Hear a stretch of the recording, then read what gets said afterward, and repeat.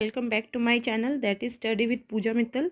आज का जो अपना ये लेक्चर है ये प्लांट मेटाबॉलिज्म का लेक्चर नंबर 5 है। इससे पहले हमारे 4 लेक्चर जा चुके हैं। आई होप आप सबको मज़ा आ रहा होगा वो सब लेक्चर्स पढ़ने में, और काफ़ी बारीकी से मैं हर एक डाउट को सॉल्व कर रही हूँ। आज का जो अपना लेक्चर है ये आगे कंटिन्यूटी में है। सबसे पहले मैं क्विक रिवीजन करवा दूँ, लास्ट क्लास में हमने क्या किया था। हमने लास्ट क्लास में C3 साइकिल को देखा था, जिसमें एक स्टेप था कार्बोजाइलेशन, रिडक्शन एंड रीजनरेशन। फिर उसमें हमने ओवरऑल देखा था कि एक ग्लूकोज अगर बनाना है, ये प्रोसेस कौन सी थी, रिडक्शन की प्रोसेस। तो एक ग्लूकोज बनाना है तो कितनी साइकिल चलानी पड़ेंगी, 6 साइकिल किसकी, कार्बन डाइऑक्साइड को फिक्स करने की, जिसमें हमें 18 ATP मिलेंगे, 12 NADPH मिलेंगे। और जिसमें अगर हमें एक ट्रायोज फॉस्फेट की बात करें, एक ट्रायोज फॉस्फेट क्या, जिससे आगे जाके शुगर बनता था, उस ट्रायोज फॉस्फेट को बनाने के लिए 9 ATP 6 NADPH की हमें रिक्वायरमेंट थी। और अगर पूछा जाए कि ओनली 1 CO2 को फिक्स करना है तो उसमें क्या रिक्वायरमेंट होगी, उसमें रिक्वायरमेंट होती है 3 ATP की और 2 NADPH की।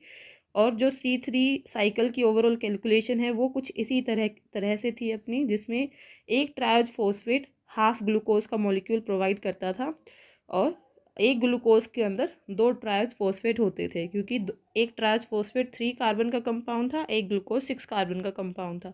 जो बच्चे कनेक्ट कर पाए काफ़ी अच्छी बात है, जो बच्चे नहीं कनेक्ट कर पाए उनको ज़रूरत है कि वो पीछे वाला लेक्चर देखें। जो पूरी प्लेलिस्ट है, आपको study with Puja Mittal channel जाओगे उसमें प्लेलिस्ट चेक करोगे प्लांट मेटाबॉलिज्म, उसमें आपको लेक्चर सीक्वेंस वाइज मिलेंगे, जिसका मैं लिंक आई बटन में भी और डिस्क्रिप्शन बॉक्स में भी प्रोवाइड कर दूंगी। सो आइए बढ़ते हैं हम अपने फोटो रेस्पिरेशन पे। फोटोसिंथेसिस में हमने क्या देखा कि हम करते हैं CO2 को फिक्स। अब इन्हीं में क्या होता है, ये CO2 को अनफिक्स कर दिया जाता है फोटो रेस्पिरेशन के द्वारा।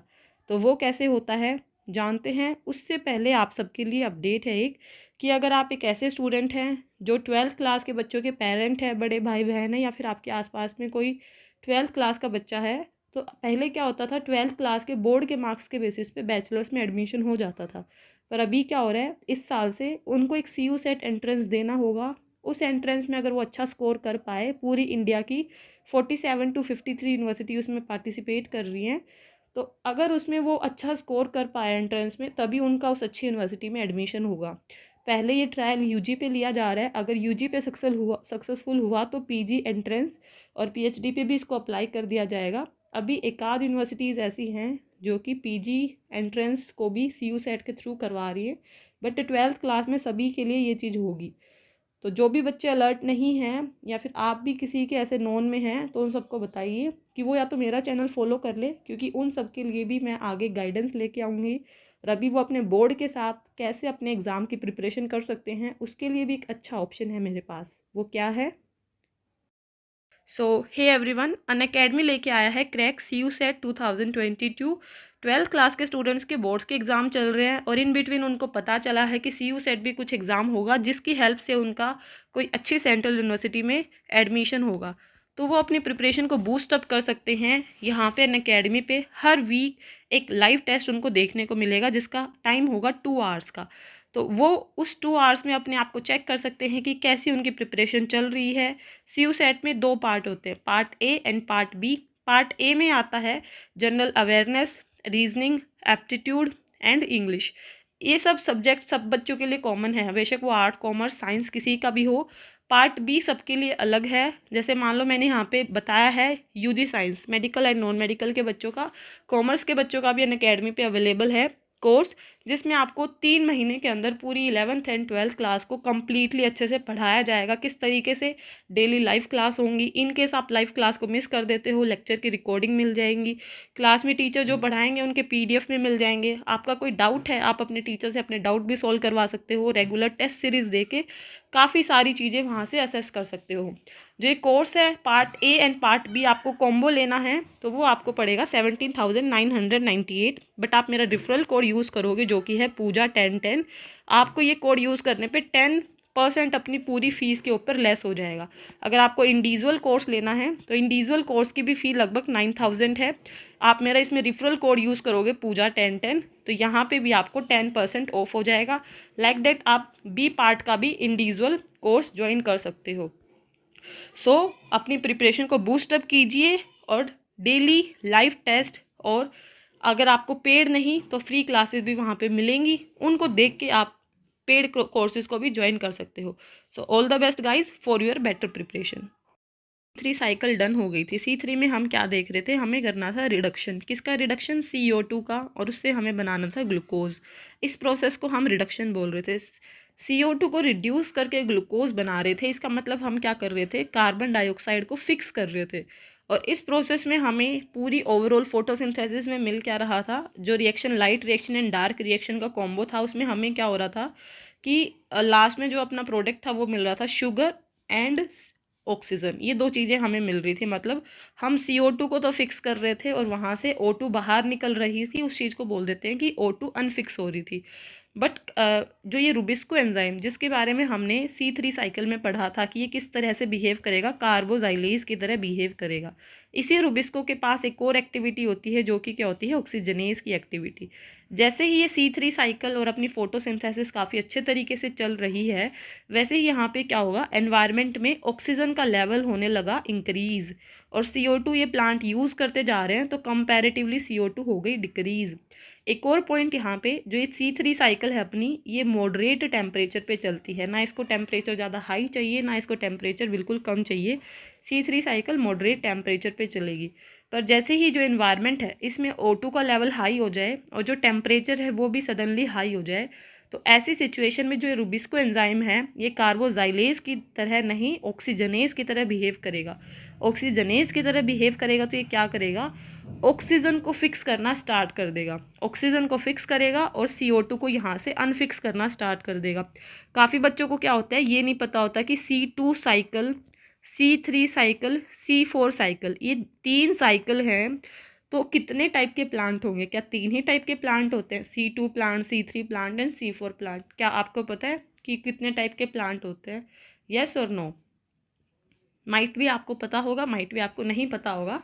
तो क्या होता है, 2 टाइप के बेसिकली प्लांट होते हैं, C3 plant and C4 plant. C3 plants के अंदर ये एक प्रोसेस देखी जाती है कि फोटोसिंथेसिस में CO2 को फिक्स किया, इसमें रुबिस्को एंजाइम का डर रहता है कि ये O2 को फिक्स करना भी शुरू कर सकता है। तो इसी C3 साइकिल के अंदर, C3 प्लांट्स के अंदर C3 cycle and C2 cycle, C2 cycle को एक और नाम दे दिया जाता है जो कि होता है फोटो रेस्पिरेशन। ये दोनों पार्ट हैं C3 प्लांट्स के। C3 प्लांट्स क्यों बोलते हैं, हमने लास्ट क्लास में देखा था कि सबसे पहला प्रोडक्ट 3 कार्बन कंपाउंड का होता है। C4 क्या होता है? अब C4 साइकिल के बारे में भी हम पढ़ेंगे नेक्स्ट क्लास में। ये एक ऐसे प्लांट होते हैं जिसके लिए मैं आपको सस्पेंस बना के रख रही हूँ, इसको हम लेक्चर के बिल्कुल एंड में डिस्कस करेंगे, ठीक है।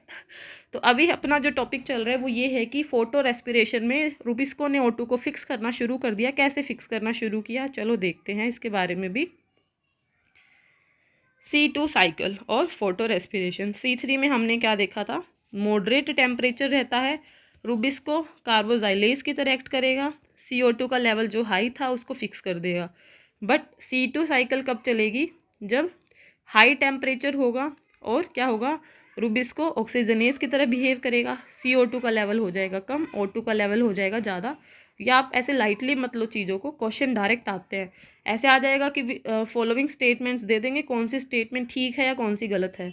तो ये चीज़ हमेशा ध्यान रखना कि C2 साइकिल जब चलती है, जब CO2 तो हो जाता है कम, O2 हो जाता है ज़्यादा, और रुबिस्को ऑक्सीजनेज की तरह बिहेव करेगा एंड टेम्परेचर भी हाई है, तो ऐसे में क्या होगा, O2 का फिक्सेशन होगा, CO2 अनफिक्स होगा। और ये प्रोसेस हार्मफुल क्यों है, क्योंकि हमने देखा था फोटोसिंथेसिस के टाइम इतने उन्होंने मेहनत की थी, पहले लाइट रिएक्शन चलाई, फिर डार्क रिएक्शन चलाई, उनको करने में इतनी सारी ATP पहले तोड़ी, फिर उतनी ही ATP को यूज़ किया, मतलब बहुत ज़्यादा मेहनत की।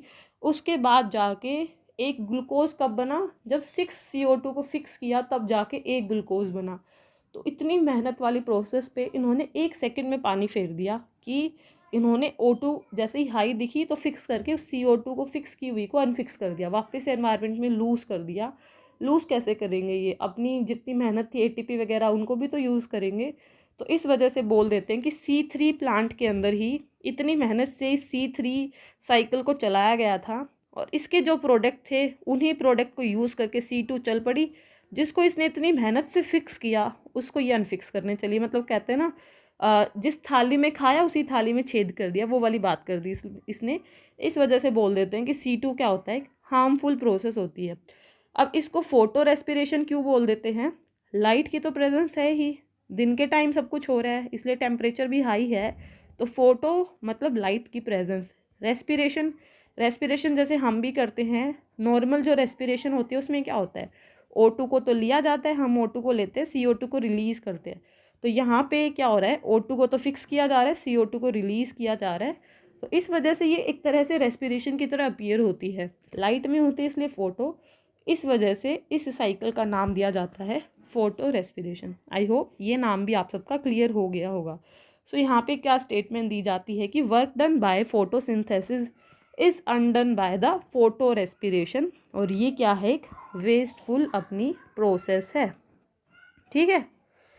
सो about 85% of plant species are C3 plant. C3 plant के एग्जाम्पल्स भी बहुत बार पूछे जाते हैं, इनके एग्जाम्पल सबको याद रहने चाहिए। About 85% of plant species are C3 plant. They include the cereal grain, wheat, rice, barley, oats, peanut, cotton, sugar beet, tobacco, spinach, soybean, and most trees are C3 plant. Most lower grasses such as rye, fescue are C3 plant. ज़्यादातर C3 plant ही देखने को हमें मिलते हैं। C3 plant have the disadvantage that in hot dry condition their photosynthetic efficiency suffer because a process called photorespiration occur. मतलब ये क्या कह रहे हैं, जिस जगह पे टेम्परेचर थोड़ा हाई हो, जैसे डेजर्ट वाली कंडीशन या फिर ट्रॉपिकल वाली सिचुएशन। ट्रॉपिकल किसको बोलते हैं, जैसे कि ये अपनी अर्थ है, अर्थ पे ये ऊपर वाला रीजन क्या बोलते हैं, पोल, इसको क्या बोलते हैं, इक्वेटर। पोल पे तो रहती है ठंड ज़्यादा, इक्वेटर पे क्या रहता है, गर्मी ज़्यादा। इक्वेटर पे अपने ट्रॉपिकल रीजन्स वाली चीज़ें जाते हैं, ट्रॉपिकल और सब ट्रॉपिकल, ये इक्वेटर पे मिलते हैं। तो वहाँ पे क्या होगा, टेम्परेचर हाई रहता है, तो हाई टेम्परेचर होते ही अपना तो फोटो रेस्पिरेशन चालू हो जाता है। तो ये प्लांट उस फोटो रेस्पिरेशन की वजह से सफ़र करते हैं कि प्रॉपरली वहाँ पे अपना फंक्शन नहीं कर पाते। एक और नोट यहाँ पे दिया गया है मेरे द्वारा, वो क्या है, C2 and C3 are not different plant, these are two processes, जिसको मैंने अभी अभी क्लियर किया, which are affected by rubisco in one plant. तो एक ही रूबिस्को डिसाइड करेगा कि C2 साइकिल चलेगी या C3 साइकिल चलेगी, वो ऑक्सीजनेज की तरह बिहेव करेगा या डी ऑक्सीजनेज की तरह, कार्बोजिलेज की तरह वो बिहेव करेगा। ओके।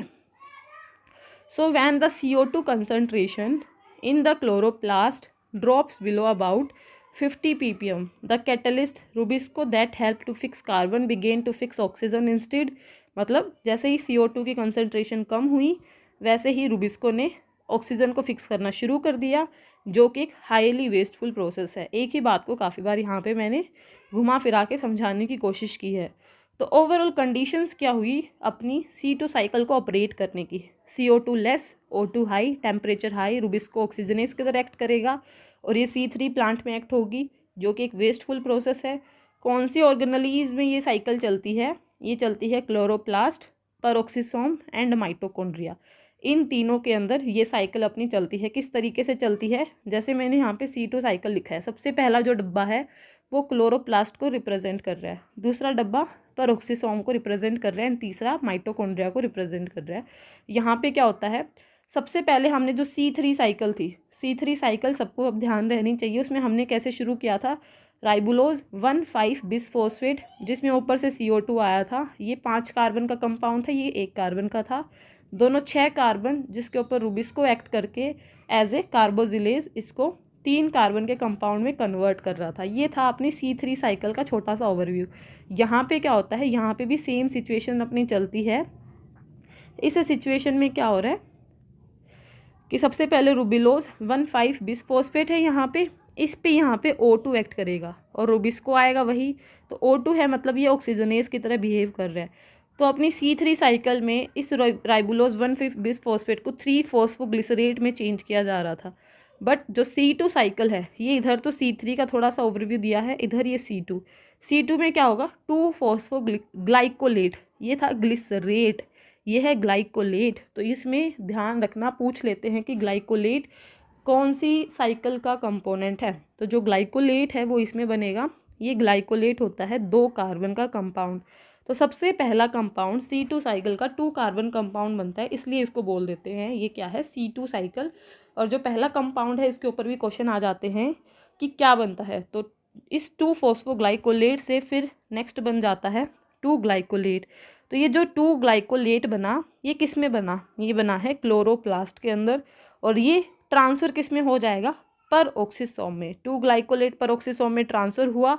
यहाँ पे क्या होगा, इस वाले स्टेप पे जो O2 है वो पर ऑक्साइड में चेंज हो जाएगा 2H2O2 के अंदर, और इस 2 ग्लाइकोलेट को कन्वर्ट कर देगा 2 ग्लाइऑक्सिलेट के अंदर। ठीक है, यहाँ पे कौन सा स्टेप आपको ज़्यादा ध्यान रखना है उसके बारे में मैं बता रही हूँ आपको जैसे एक तो ये याद रखना है कि नॉर्मल रुबिस्को 1,5 बिस फॉस्फेट से अपना 2 फॉस्फोग्लिसरेट बना, जो कि है 2 कार्बन का कंपाउंड। यहाँ से ग्लाइकोलेट से ग्लाइऑक्सिलेट, ये ग्लाइऑक्सिलेट 2 ग्लाइसिन में कन्वर्ट हो जाता है। ये ग्लाइसिन भी अपना 2 कार्बन का कंपाउंड है। अभी 2 ग्लाइसिन है, मतलब टोटल अपने यहाँ से 4 कार्बन चलते हुए आ रहे हैं पीछे से। एग्री करते हो इस बात से? आप पीछे की क्लासेस भी देख रहे हो तो आपको और अच्छे से ये चीज़ समझ में आ रही होगी। तो 4 कार्बन कंपाउंड में इसने कन्वर्ट किया। तो क्वेश्चन आता है कि ग्लाइसिन कौन सी ऑर्गेनली में बनता है, तो ग्लाइसिन बनता है पर ऑक्सीसोम में। इसको याद करने का भी तरीका बताऊंगी मैं, जस्ट ए मिनट। ये ग्लाइसिन क्या होगा आगे फिर पर ऑक्सीसोम में माइटोकॉन्ड्रिया में ट्रांसफ़र हो जाएगा ग्लाइसिन। तो ग्लाइसिन क्या था अपना, 2 कार्बन का कंपाउंड था। कंपाउंड कितने आ रहे थे पीछे से, 2, मतलब 4 कार्बन का कंपाउंड। ये ग्लाइसिन कन्वर्ट होता है माइटोकॉन्ड्रिया में सेरीन के अंदर। सेरीन होता है 3 कार्बन का कंपाउंड। अब भाई हमें पीछे से तो 4 कार्बन मिल रहे हैं, उसको हमें 3 कार्बन में कन्वर्ट करना है। या तो हमें और कार्बन की रिक्वायरमेंट है इसको हम ताकि बैलेंस कर सके, या फिर यहाँ पे जो 1 कार्बन एक्स्ट्रा बच गया उसको CO2 की फॉर्म में निकाल दे। तो ये प्लांट क्या करते हैं, 1 कार्बन को तो CO2 की फॉर्म में निकाल देंगे, तो 1 अपना कार्बन यहाँ पे माइनस हो जाता है, बाकी के 3 जो बचे वो सेरीन में कन्वर्ट हो जाते हैं। तो ये वाला जो स्टेप है ग्लाइसिन से सेरीन का बनना, इसी स्टेप पे डीकार्बोजिलेशन हो जाता है। इसी स्टेप पे अपना जो हम बोल रहे हैं कि वेस्टफुल प्रोसेस, वो इसी स्टेप पे आके होता है। और यहाँ से NH3 भी रिलीज़ होता है और NAD+ NADH में कन्वर्ट यहीं पे होता है। तो अब यहाँ पे पूछते हैं कि सेरीन कौन सी ऑर्गेनली में बनता है। इसको आप याद कैसे रख सकते हो, याद करने का तरीका जैसे पर ऑक्सीसोम, जैसे एक हमें क्या याद रखना है, ग्लाइसिन। ग्लाइसिन किस में बन रहा है, पर ऑक्सीसोम में बन रहा है। एक बन रहा है सेरीन, सेरीन किस में बन रहा है, माइटोकॉन्ड्रिया में। तो जैसे मैं कैसे याद रखती हूँ, सिर और पैर। सिर और पैर किसको बोलते हैं हम, सर अपना ऊपर जहाँ पे अपने हेयर्स हैं, अपना हेड, और पैर अपने फुट। तो सिर और पैर कभी एक साथ नहीं हो सकते, मतलब सिर SCR सिर और पैर एक साथ नहीं हो सकते, क्योंकि सिर तो ऊपर है पैर तो नीचे है। मतलब सेरीन कभी पर ऑक्सीसोम में नहीं होगा। तो सेरीन किस में होगा, ऑर्गेनली तो याद रखनी पड़ेंगी, chloroplast, peroxisome and mitochondria. Chloroplast से तो इनिशियली स्टेप चलते हैं, सेरीन और ये पेरोक्सिसोम एक साथ नहीं होंगे, तो सेरीन किस में होगा, सेरीन तो माइटोकॉन्ड्रिया में होगा। फिर दूसरा ग्लाइसिन बचा, वो ग्लाइसिन किस में जाएगा, वो पेरोक्सिसोम में जाएगा। तो सिर और पैर अपोजिट रहेंगे, इसकी हेल्प से आप इसको ध्यान में रख लेना। ओके, तो यहाँ पे जो अपना सेरीन बन गया था, जो कि क्या है 3 कार्बन का कंपाउंड, ये क्या होगा अब पेरोक्सिसोम में माइटोकॉन्ड्रिया उसको ट्रांसफ़र करेगा। ये ट्रांसफ़र करेगा तो फिर सेरीन, कुछ यहाँ पे और स्टेप्स होंगे, हमें मेन ध्यान रखना है थोड़ा सा। सेरीन कन्वर्ट हो जाएगा हाइड्रोक्सी पायरुवेट के अंदर। हाइड्रोक्सी पायरुवेट फिर अगेन NAD+ में कन्वर्ट हो जाएगा और इसको कन्वर्ट कर देगा ग्लिसरेट के अंदर। इस स्टेप को ना भी याद रखो तो भी काम चल जाएगा आपका। ये जो ग्लिसरेट है, ये ग्लिसरेट क्या करेंगे, एक ATP से ADP बन जाएगा और ये कन्वर्ट हो जाएंगे ग्लिसरेट। मतलब ATP ने ADP का दान किया, मतलब यहाँ से फॉस्फेट निकल गया जिसको इसके चिपकना है 3rd पोजीशन पे, तो 3 फॉस्फोग्लिसरेट। और ये 3 फॉस्फोग्लिसरेट अपना C3 साइकिल में कंटिन्यूसली यूज़ होता रहेगा। तो नॉर्मली भी रुबिलोज 1,5 बिस फॉस्फेट से भी 3 फॉस्फोग्लिसरेट बन सकता है। और C2 ओवरऑल जो पूरी साइकिल चलती है, इसका लास्ट में जो कंपाउंड बनता है वो 3 फॉस्फोग्लिसरेट ही होता है, जो कि C3 साइकिल में एंट्री लेगा। तो ओवरऑल C2 C3 साइकिल भी कनेक्टेड होती हैं। बाकी C2 साइकिल और C3 साइकिल दोनों के दोनों पार्ट हैं C3 प्लांट के, जिसके एग्जाम्पल थोड़ी देर पहले हमने देखे थे, स्पाइनेच और काफ़ी सारे। और ये सारे एग्जाम्पल इंपॉर्टेंट है, आप कोई भी पेपर उठाओगे आपको एग्जाम्पल से 7-8 क्वेश्चन तो ज़रूर देखने को मिल जाएंगे। ठीक है, तो ये थी अपनी ओवरऑल C2 साइकिल। अब प्लांट्स में क्या हुआ, प्लांट्स में हुआ कि भाई C3 तेरा इतना लॉस हो रहा है, तो मॉडरेट टेम्परेचर पे तो काम सही कर रहा है, पर हाई टेम्परेचर होते ही तेरे अंदर तो फोटो रेस्पिरेशन होने लगा। तो हम कैसे इस समस्या का समाधान निकालें, कैसे इस चीज़ को हम दूर करें? तो उस चीज़ को दूर करने के लिए आए C4 प्लांट। C4 प्लांट क्या होते हैं, जैसे डेजर्ट कंडीशन जहाँ पे काफ़ी ज़्यादा हाई टेम्परेचर होता है वहाँ पे C4 प्लांट प्रेजेंट होते हैं। इन प्लांट्स के अंदर क्या होगा, C3 साइकिल इनके भी चलेगी। C3 साइकिल जिनके अंदर भी फोटोसिंथेसिस हमें करवानी है सबके अंदर होगी। C3 साइकिल एक कॉमन प्रोसेस है जो कि CO2 को फिक्स करेगा अपने ग्लूकोज के अंदर। पर ये कहेंगे भाई जो C3 प्लांट के साथ धोखा हो गया वो धोखे को मैं मेरे साथ नहीं होने दूंगा, मैं मेरे अंदर C2 साइकिल को रन नहीं करने दूंगा।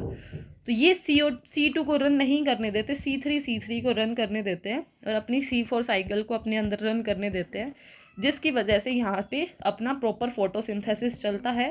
तो ये प्रोसेस कैसे चलती है, क्या इन्होंने अपने अंदर अडेप्टेशन की हैं और क्या ये आगे और कुछ चेंजेस कर सकते हैं, उन चीज़ों को हम नेक्स्ट क्लास में करेंगे। उससे पहले थोड़े से हम PYQs करेंगे जितना हमने अभी तक पढ़ लिया है।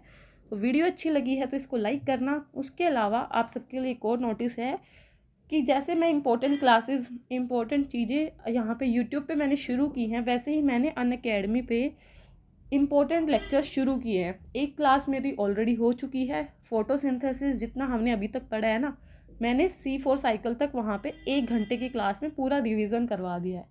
तो जो 5 क्लास यहाँ पे प्रेजेंट है, उन 5 क्लास का 1 घंटे की समरी आपको अनअकैडमी पे मेरी मिलेगी। उसको कैसे ज्वाइन करना है, उसके ज्वाइन करने का मैंने एक और मेरी वीडियो है उसमें सारी डिटेल बताई थी कि how to use Unacademy app और आप मेरी प्रोफाइल को कैसे फॉलो कर सकते हो। बाकी मैं नीचे कमेंट बॉक्स में, डिस्क्रिप्शन बॉक्स में, दोनों में मेरी उस वीडियो का और मेरी अनअकैडमी प्रोफाइल का लिंक अटैच कर दूँगी। अगर कोई बच्चा इंटरेस्टेड है कि उनको अपनी रेगुलर प्रिपरेशन करनी है, सारे इंपॉर्टेंट टॉपिक्स कुछ भी स्किप नहीं करना, तो वो आगे आने वाली मेरी अनअकैडमी की क्लासेस को भी फ्रीली असेस कर सकते हैं। बस उनको करना क्या होगा, मेरी प्रोफाइल को फॉलो करना होगा, क्योंकि फॉलो करने पे ऑटोमेटिक उनके पास नोटिफिकेशन आ जाएंगी कि पूजा मित्तल अब नेक्स्ट ये वाली क्लास इस दिन लेने वाली है। ठीक है, so all the best guys. किसी को कोई भी डाउट हो, कुछ भी प्रॉब्लम हो, कुछ भी पूछना हो तो वो मुझसे पूछ सकते हैं। और किसी को मास्टर्स कोर्स में इनरोल करना है जो कि मेरा चल रहा है टारगेट 2022 MSc बॉटनी का एंट्रेंस, तो उसके लिए भी वो मुझसे पूछ सकते हैं। सारी डिटेल्स आप सबको डिस्क्रिप्शन बॉक्स में मिल जाएंगी। Thank you so much.